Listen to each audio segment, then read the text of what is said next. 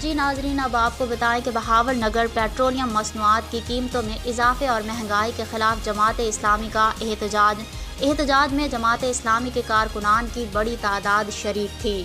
کارکنان کا کہنا تھا کہ پی ٹی ایم ہو یا تحریک انصاف، عوام پر مہنگائی کا بوجھ ڈالا جا رہا ہے۔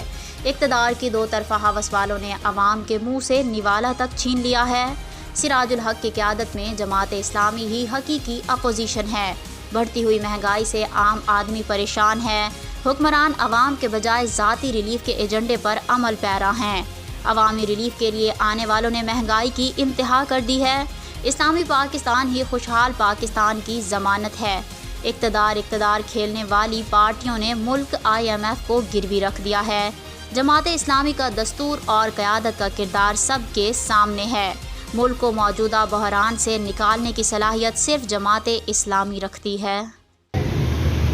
میرے انتہائی عزیز ساتھیوں، آج ہم سب لوگ امیر جماعت اسلامی پاکستان محترم سراج الحق صاحب کی اپیل کے اوپر آج مظاہرہ کر رہے ہیں